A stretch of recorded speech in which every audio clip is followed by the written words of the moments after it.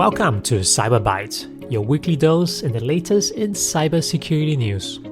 I'm your host, Edwin Kwan, and today we're covering everything from phishing emails sent through Amazon to malware hiding inside AI tools, and a stat about employees selling login credentials that's quite alarming. So let's get right into it.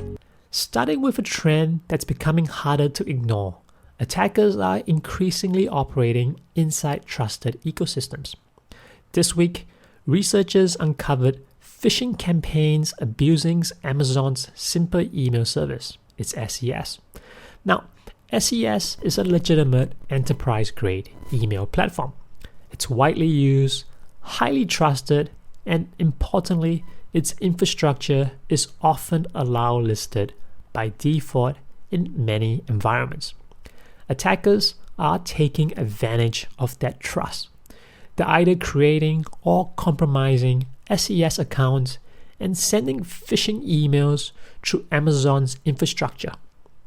Because those emails inherit Amazon's sender reputation, they're far more likely to bypass secure email gateways and land directly in users' inboxes. For leadership teams, this is a shift worth paying attention to. Most organizations still rely, at least in part, on reputation-based filtering, trusted domains, trusted IPs, but that model breaks down when attackers are using the same infrastructure you trust. So the question becomes, how confident are you in your ability to detect malicious intent independent of sender reputation? If your controls are still heavily weighted towards who sent this rather than what is this doing, you're probably going to be exposed. The practical response here is moving towards behavior and context-based detection and reinforcing user awareness.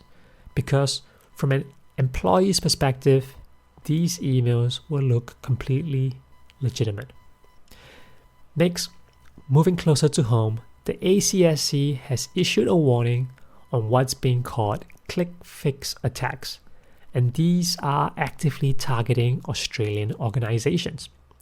It is deceptively simple. Users are presented with what looks like a routine prompt, often a captcha or an error message, instructing them to copy and paste a command into run or PowerShell to fix an issue. There's no exploit here, no vulnerability being leveraged. The user is effectively executing the attack themselves. Once that happens, Vita Stealer is deployed. And Vita is well known.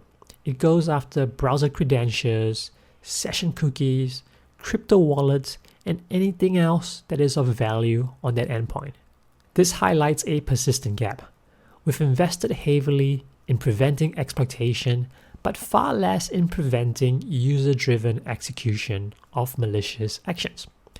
And these attacks bypass a lot of traditional controls because they look like legitimate user behavior.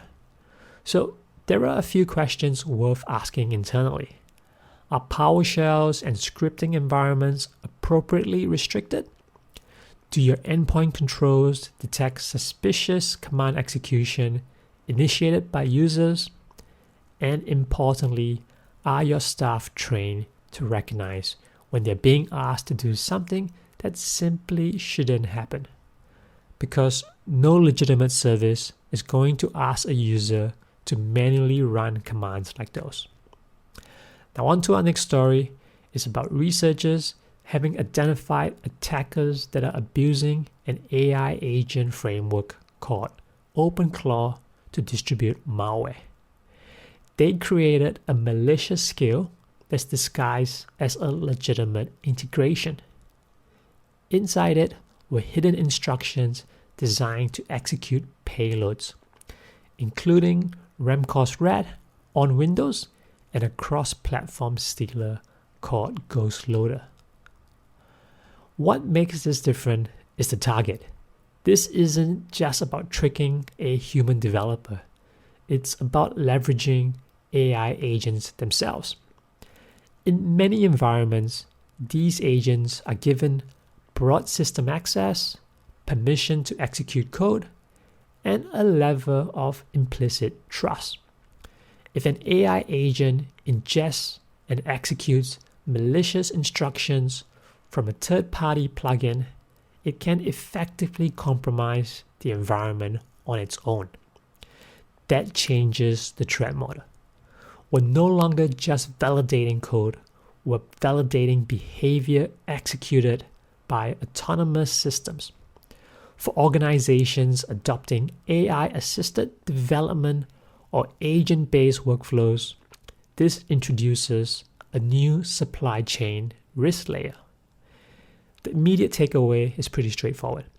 Treat all AI plugins and skills the same way you should treat third-party code. That means vetting, sandboxing, limiting permissions, and monitoring execution.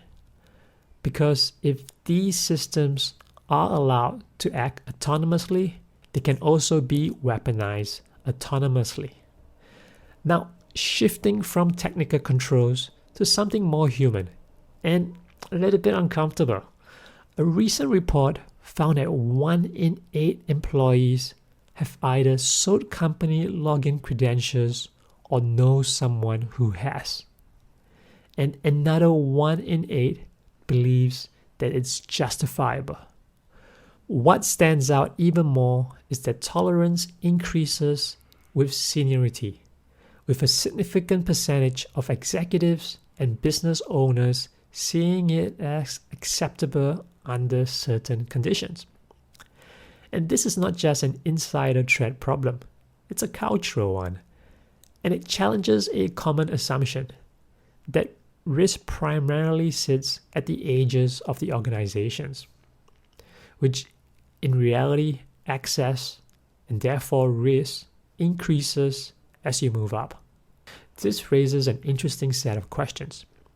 Do you have visibility into how credentials are being used across privilege roles? Are you relying too heavily on trust rather than verification? And are you addressing the underlying drivers, the financial pressures, the disengagement, or the perceived lack of consequences? Because technical controls can detect anomalies, but they don't address intent. And if individuals believe the risk is low and the justification is high, the problem becomes systemic. Finally, a quick but important one on password security.